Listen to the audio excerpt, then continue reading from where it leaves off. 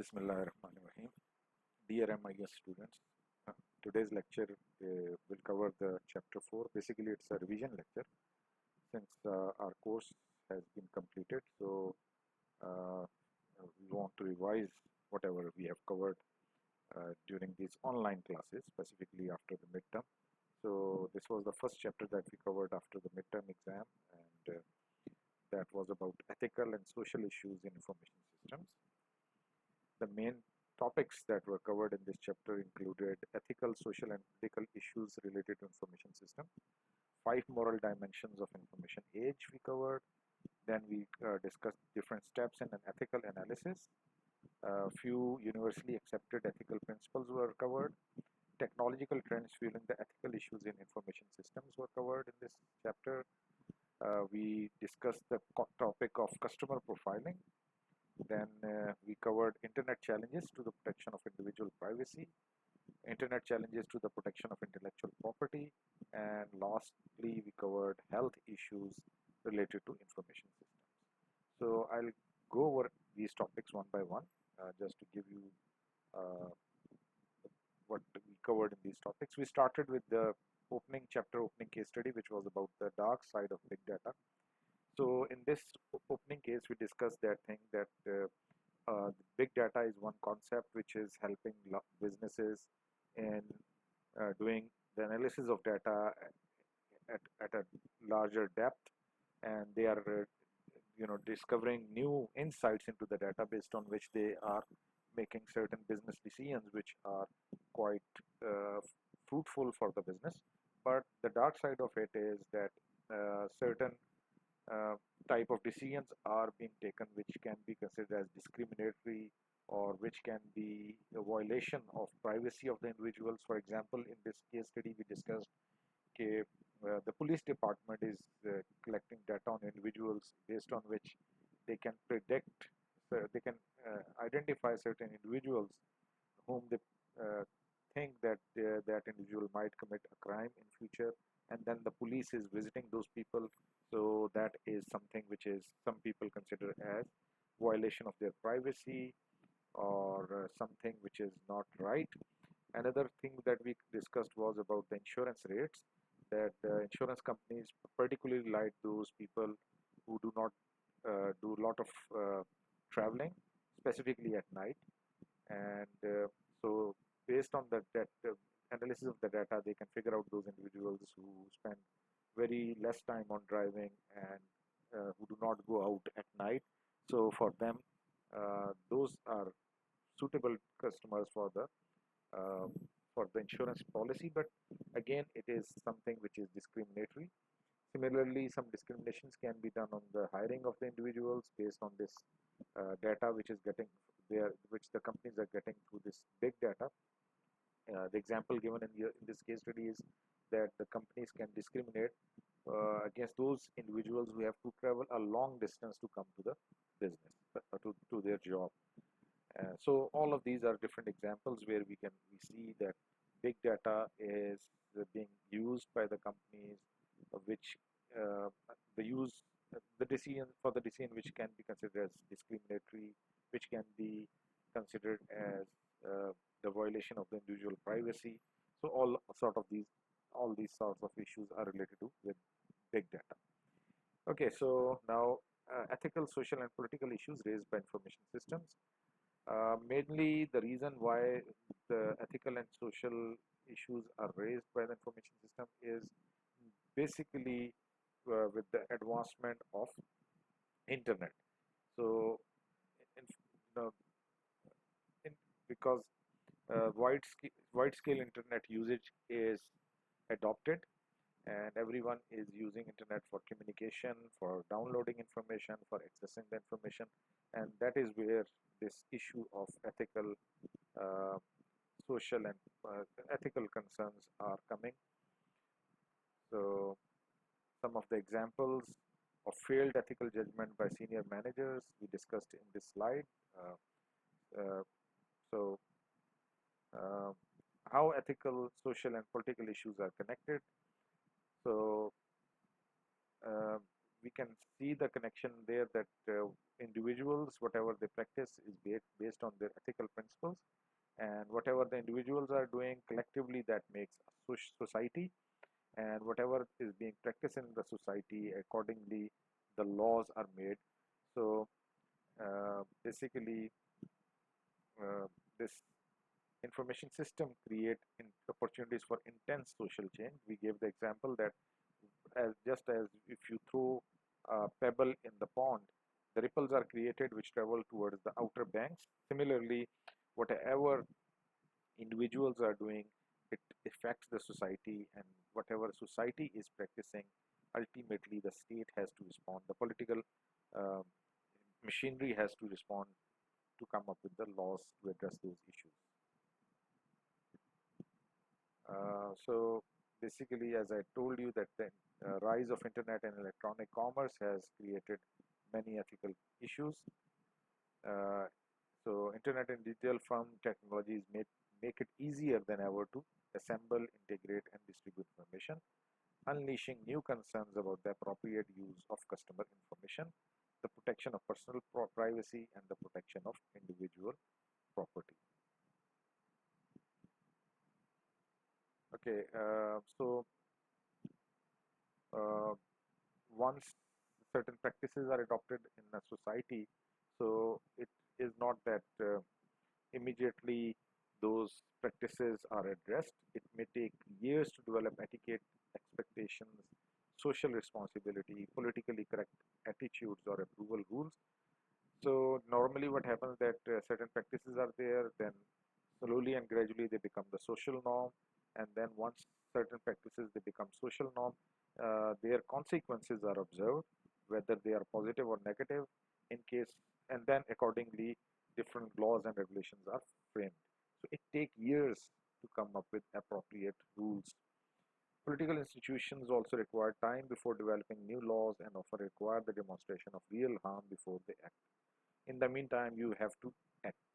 You may be forced to act in a legal gray area. ठीक है, legal gray area का मतलब ये कि you are not sure whether something is lawful or unlawful. So, but at you have to make your own judgment because the law does not exist in that area. So, the introduction of new information technology has a ripple effect, raising new ethical, social, and political issues that must be dealt with on the individual, social, and political levels. These issues have 5 moral dimensions, which are information right and obligation, property rights and obligation, system quality, quality of life, and accountability and control.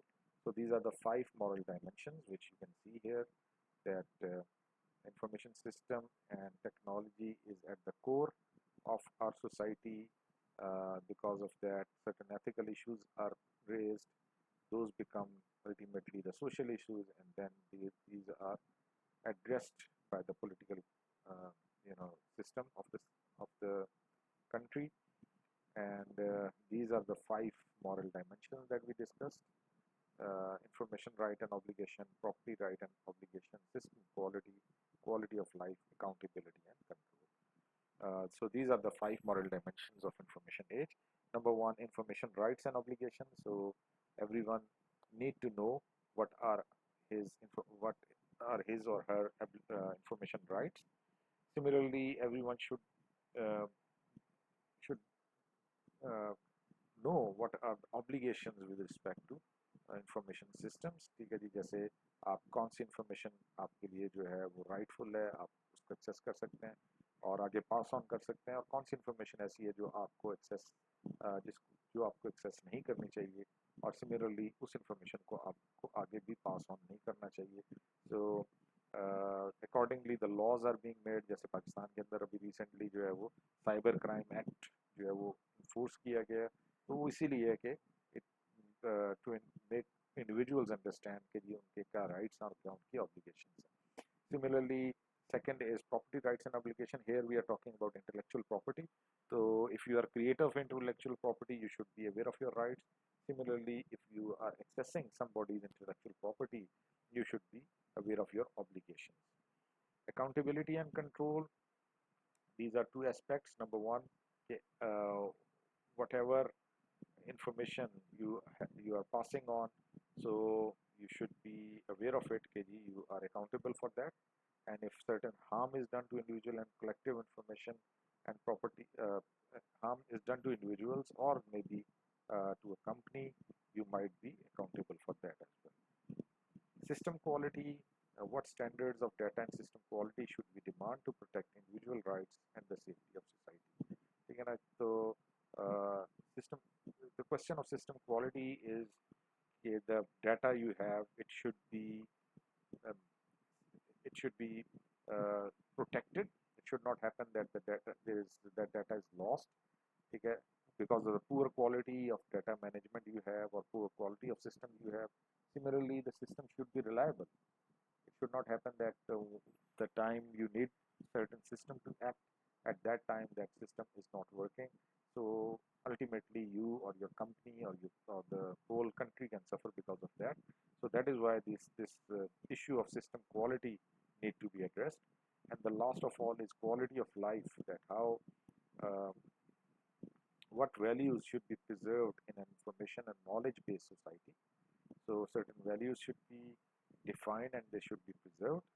And similarly, which institution should we protect from violation?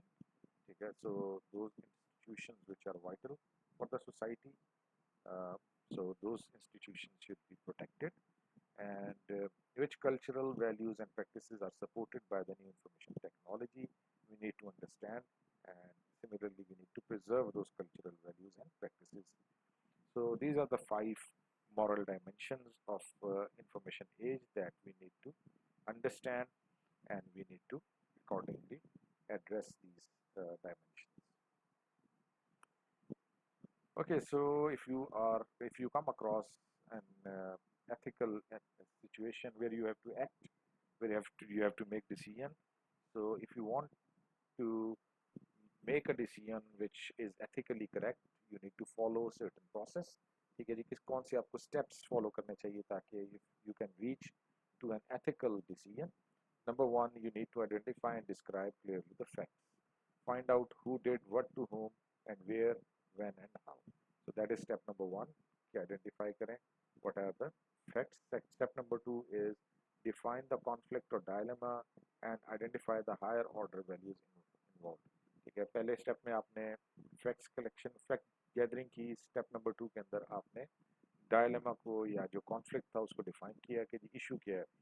ठीक है, दो two parties are there who are claiming certain uh, who certain uh, property, or maybe they are claiming certain asset, and you have to decide that which this asset or property belongs to whom.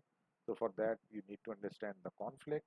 Similarly, in this conflict, obviously certain higher order values will be involved, जैसे कि freedom.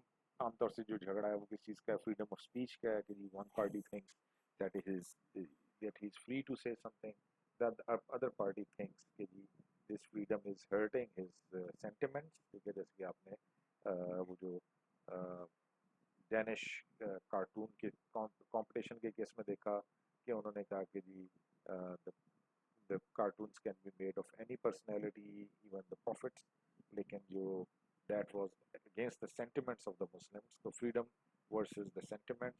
Similarly, privacy, कि जी आप certain information companies want to gather, but on the other hand, you might think कि जी information जो है that is violation of privacy.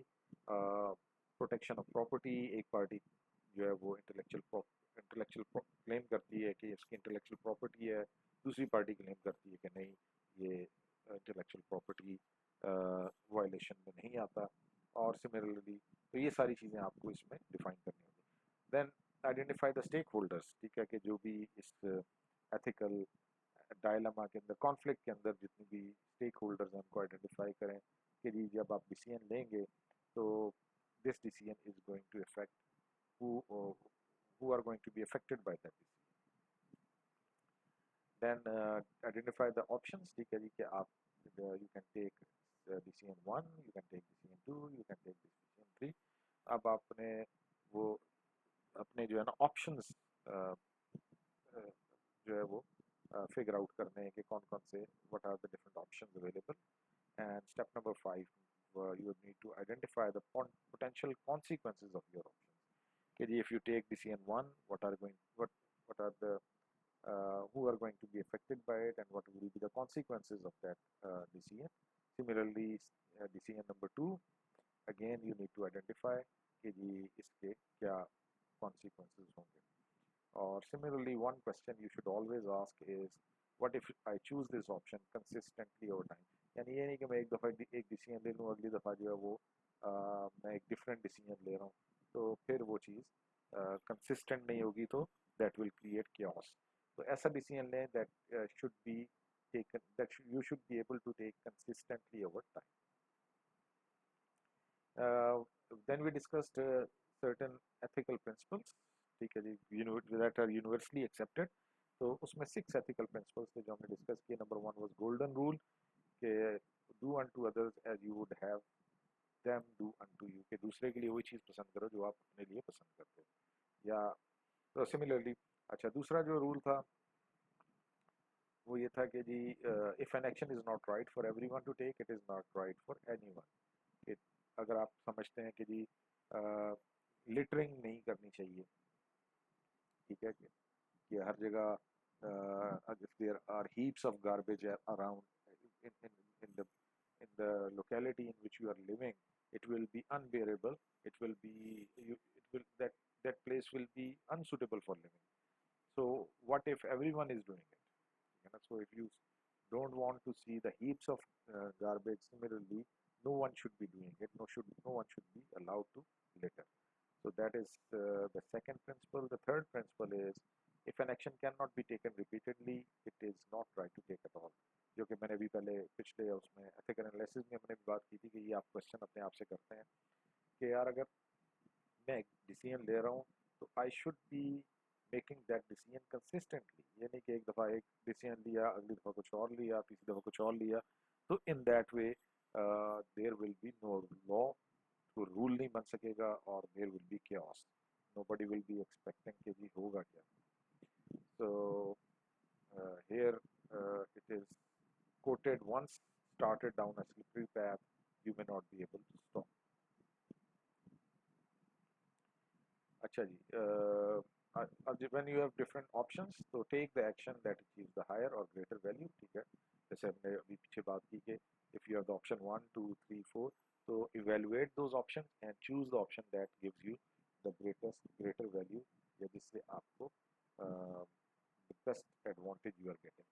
Similarly, if you have to take a decision which ultimately will bring some harm, again, if there are options, if you take decision 1, this harm is going to happen. If you adopt the option 2, and a certain harm, another type of harm or loss is going to happen. So in that situation, you choose the option which creates the least harm, okay, which produces the least harm. Or last था कि जी assume that virtually all tangible and intangible objects are owned by someone else unless there is a declaration otherwise. ठीक है, तो ये नहीं कि जी आपको चीज़ कहीं पे नज़र आ रही है तो आप समझेंगे यार ये फ्री की चीज़ है. Always think that this object or property is ultimately in the ownership of someone. या तो वो गवर्नमेंट की प्रॉपर्टी होगी, या किसी ऑर्गेनाइजेशन की प्रॉपर्टी होगी, या किसी इंडिविजुअल की प्रॉपर्टी होगी. तो नेवर थिंक कि ये चीज़ जो है फ्री में पड़ी है और मैं इसको जिस तरह चाहूँ यूज़ कर सकता हूँ. Rather always consider this thing as a property of someone. Okay, so these were the 6 ethical principles. Then here part 1 of this lecture was completed. Then we discussed the part 2. In part 2 we covered key technological trends that heighten ethical concerns. The 5 trends that we covered in this, number 1 was increasing the power of the increase in computing power. Computing power doubles every 18 months. So what is happening because of that? More organizations depend on computer systems for critical operations and become more vulnerable to system failures. So that is the first technological impact or trend. Second trend was data storage costs rapidly decline. So because of rapid decline in the data storage cost. Organizations are able to store more and more data. The concept of big data comes, and because of big data, uh, you can get greater insight into the data and make different decisions. But at the same time, the issue of privacy, and then the issue that we saw in the opening case study, the dark side of big data, different other type of issues, including discrimination, uh, violation of intellectual property, violation of privacy, all these sorts of issues are created because of this. Then data analysis advances, again something which is related to this point number 2, कि जी अब आपके पास data ज़्यादा है तो अब आप उसको analyse भी बेहतर तरीके से कर सकते हैं. You have now new techniques because of which you can analyze data at greater depth, or because of that uh, you can because of which large scale population surveillance is enabled. ठीक है, तो everyone feels in a society nowadays that he is being monitored. इसकी हर activity जो है it is being watched, it is under surveillance. तो ये एक issue इसमें क्रिएट हो रहा है. नेटवर्किंग एडवांसेस की वजह से क्या हो गया? The cost of moving data and making it accessible from anywhere falls exponentially. Access to data becomes more difficult to control. ठीक है, उसकी वजह से आपको कंट्रोल करना, डाटा को कंट्रोल करना जो है, that has become a big challenge because of these networking advances. और पांचवा ट्रेंड जो था, mobile device growth. So because of the popularity of the mobile devices, uh, again control of data has become a problem, and security of the data is a bigger concern with these mobile devices. So these are the 5 technological trends, each creating certain ethical issues that we discussed here in this table. Okay, now the problem of customer profiling. The concept of customer profiling is that wherever, whatever you're doing on the internet, any website you are visiting, uh, for whatever activity you are doing on internet, for example, if you are making purchase using credit card, you are making telephone calls, if you are subscribing for different magazines, you are getting certain videos on rent, and if you are making some mail order purchases, whatever transactions you are conducting related to your banks, local, state, and federal government, all of these are being uh, all of these activities are being monitored, and you are generating certain sort of data which is being collected by someone over the internet, and whoever is gathering that data, what he can do is that he can put together and mind mine that data properly, and based on that he can figure out your driving habits, your taste, your associations, and your political interest. So this is how different pieces of information are put together to make a virtual personality for you. So companies with products to sell purchase relevant information from these sources to help them more finely target their marketing campaigns. The use of computers to combine data from multiple sources and create electronic dossiers of detailed information on individual is called profiling. So that is the basic idea of customer profiling. Now, different uh, tools which are being used on the internet for customer profiling. We discussed these 3. Number 1 was double click, and this double click is basically uh, owned by Google, and it is used to track the activities of the visitors in exchange for revenues for advertisements based on visitor information double click gathers. So double click is gathering information of related to the individuals visiting different websites, and then it is selling that information to the companies, or maybe basically it is getting advertisements from the companies based on that information. So double click is one of the tool which is being used for customer profiling. Then we have choice point. Now this choice point, it gathers data from police, criminal, and motor vehicle records, credit and employment histories, current and previous addresses, professional licenses, and insurance claim to assemble and maintain electronic dossiers on almost every adult in the United States. Okay, so this is another another uh, company you can say which is doing it. This company sells this personal information to businesses and government agencies. And the third one we covered was NORA, which stands for Non-Obvious Relationship Awareness. It is basically used uh, to gather information about people from different sources such as employment application, telephone records, customer listings, and wanted list. Then this data is correlated uh, to find obscure hidden connections that might help identify criminals or terrorists. This is how this NORA, non-obvious relationship awareness works. It is getting, this is the basically uh, data gathering tool where the company, where the data is gathered from. These are the sources from which the data is gathered: watch list, incident and arrest system, customer transaction system, telephone records, human resource system. This the data for different individuals are gathered from these sources, and then based on that, the non-obvious relationship awareness alerts are generated. Basically, uh, about the criminals or maybe those people they are issued, those alerts are issued to the employment agencies about certain individuals that who might be troublemakers. Okay, then we covered internet challenges to protection of individual privacy. The main challenge of privacy, the issue of privacy is related to internet. Why? Because on the internet you are sharing your information while you are placing any order, you are purchasing, doing an e-commerce activity, or if you are doing any banking transaction. So you are passing on certain information, and that information is passing through different channels, through different networks, and each of those networks is capable of storing information about your transaction. So websites can learn the identities of their visitors if the visitors voluntarily register at the site of purchase the product or service, or to obtain a free service such as information.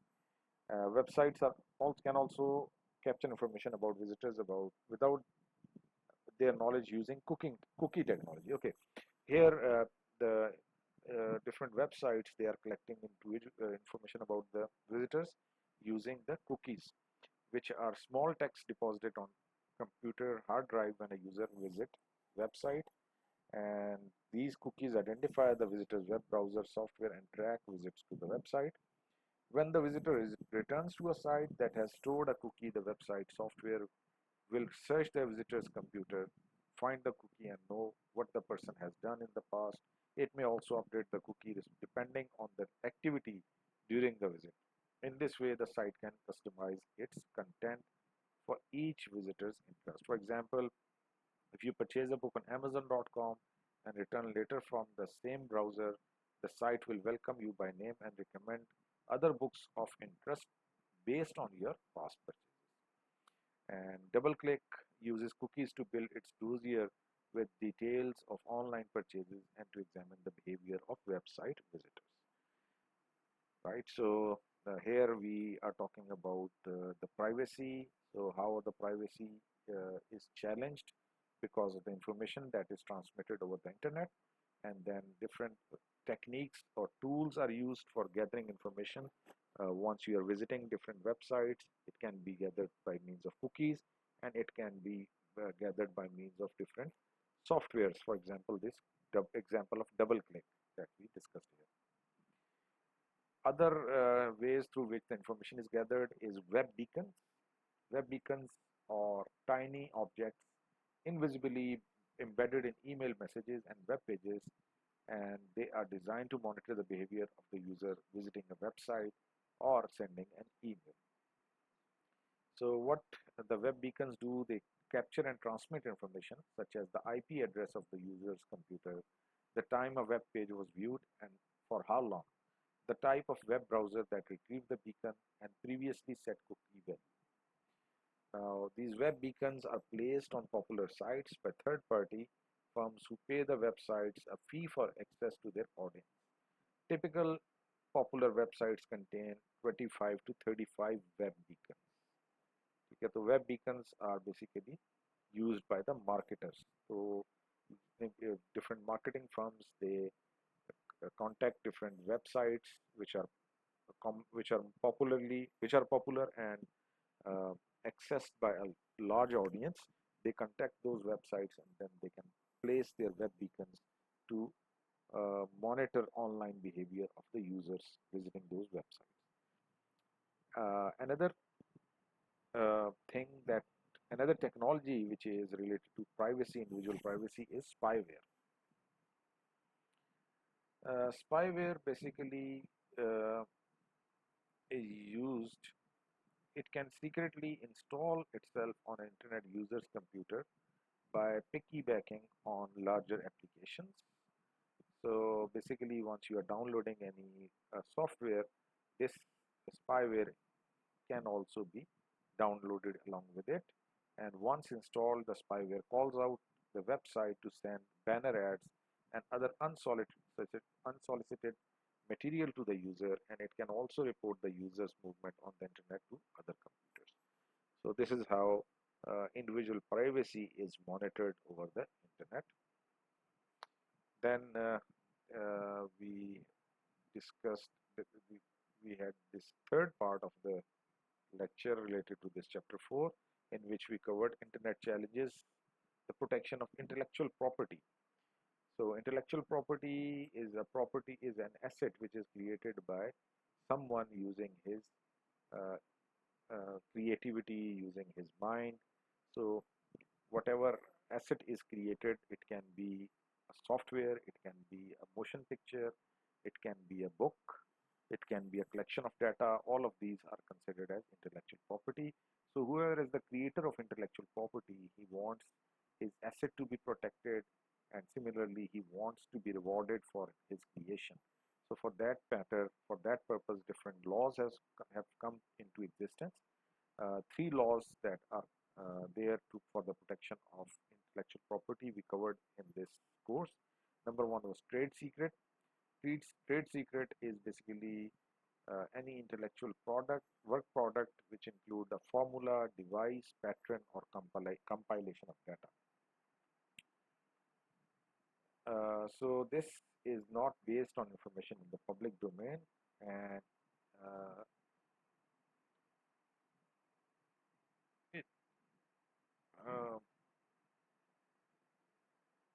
it can also apply to the software as well. So software that contain novel or unique elements, procedures, or compilations can be included as trade secret. So if certain creations, certain intellectual work that you have, uh, you can secure it by registering it as a trade secret. So if it is registered as trade secret, you are not bound to share with other third parties. Another way of protecting your intellectual property is getting a copyright, and copyright can apply to books, periodicals, lectures, dramas, musical compositions, maps, drawings, artwork of any kind, and the motion pictures. So basically, the main objective of copyright is that the people who have created any intellectual property, they should receive the financial and other benefits of their work. And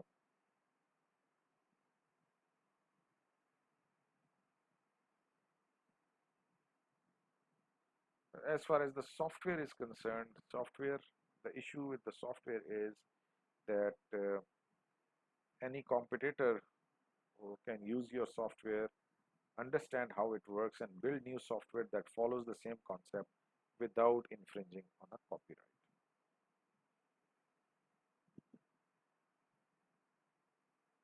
So in case of software, one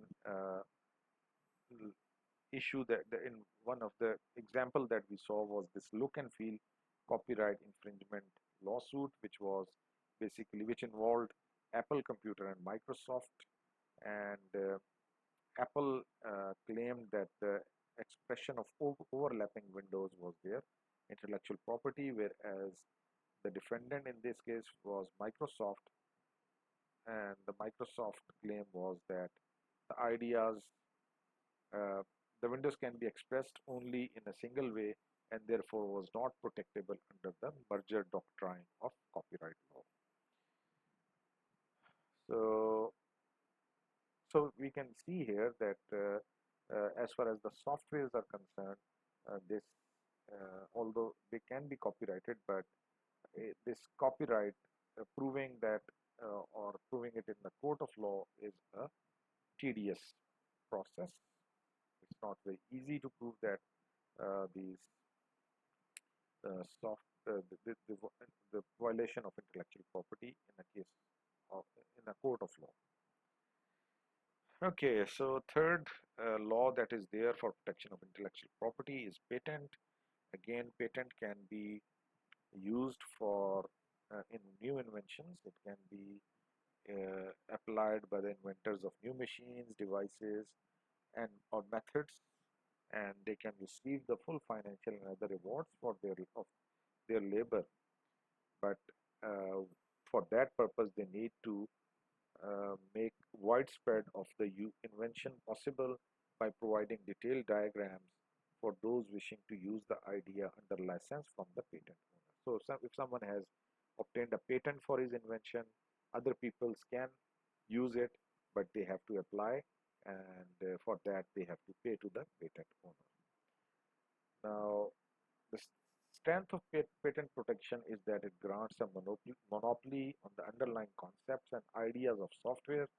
The difficulty is passing stringent criteria of non-obviousness, originality, and novelty, as well as years of waiting to receive protection. ठीक है, तो patent for softwares can be obtained, but it is again a time consuming.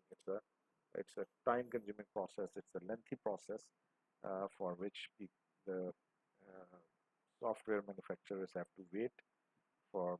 In certain cases, they might have to wait for years to receive that protection. The last part 4 of this chapter 4, in that we covered health related issues to IT. Some of the health related issues to information technology include repetitive stress injury, RSI. This repetitive stress injury occurs when muscle groups are forced through repetitive actions, often with high impact loads, or tens of thousands of repetitive under low impact loads. The single largest source of repetitive stress injury is computer keyboards. ठीक है, तो ये RSI जो है, that is created because the people who are working continuously for data entry over the or sitting over the computer for long hours, they can be affected by this repetitive stress injury. And one of the example of this, one of the most common type of this repetitive stress injury is carpal tunnel syndrome. And this carpal tunnel syndrome is found among the people who are continuously uh, using the computer keyboard, and it is caused by constant repetition of keystrokes. It is estimated that in a single shift, a word processor may perform 23,000 keystrokes. You can just imagine कि जी एक single shift में कितनी ज़्यादा keystrokes हैं. So repetitively you are typing, and it is creating this carpal tunnel syndrome.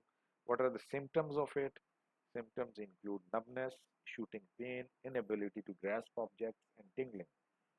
Millions of workers have been diagnosed with carpal tunnel syndrome. ठीक है, तो ये इसके symptoms हो गए, और किस तरीके से इसको avoid किया जा सकता है, how we can avoid this repetitive stress injury. For that, we need to design workstations for a neutral wrist position. Maybe we can use the support for the wrist. Similarly, the monitor stands can be properly designed.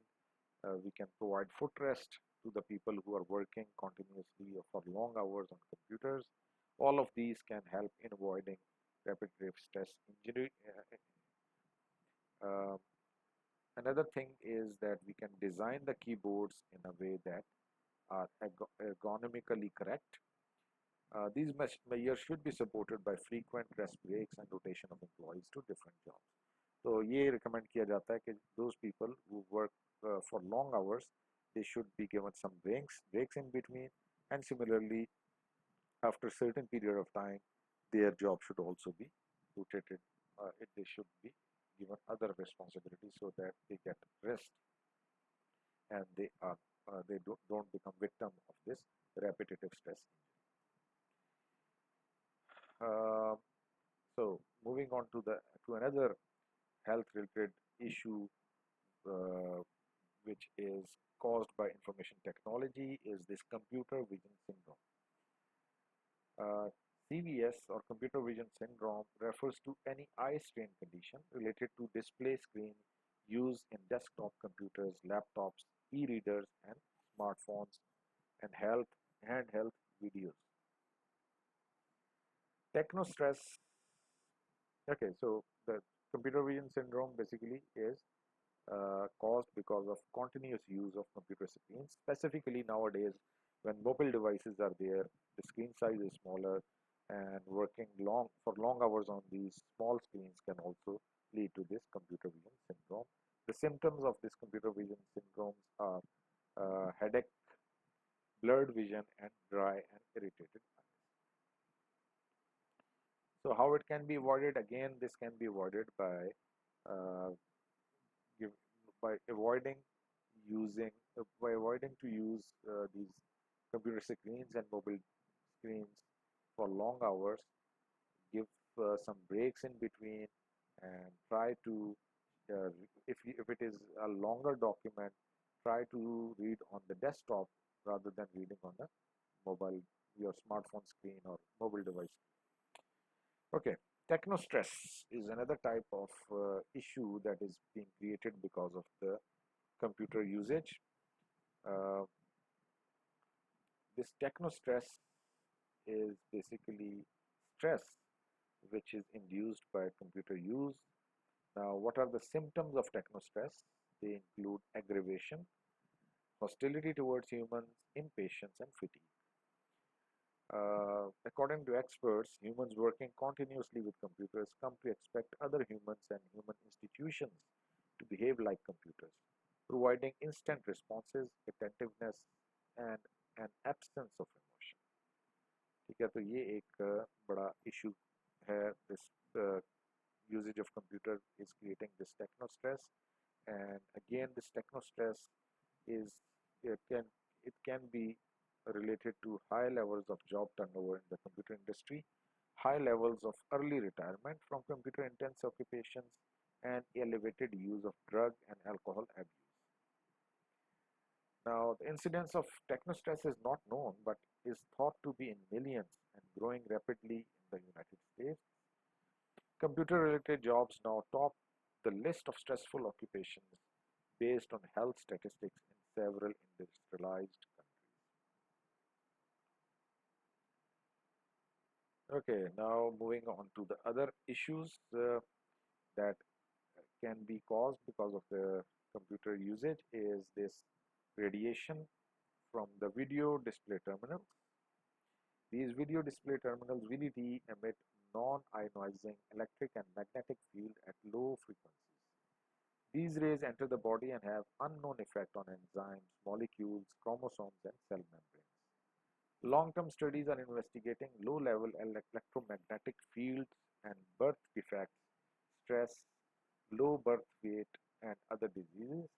All manufacturers have reduced display screen emissions since the early 1980s, and the European countries such as Sweden has adopted stiff radiation emission standards. तो इसको address करने how to address this VDT emissions. The countries are now becoming different laws that certain type of monitors can be used, and what are the acceptable level of radiations they need to define, which they are being defined by different countries. So this issue is being addressed in that way. In addition to these maladies, computer technology may be harming our cognitive functions.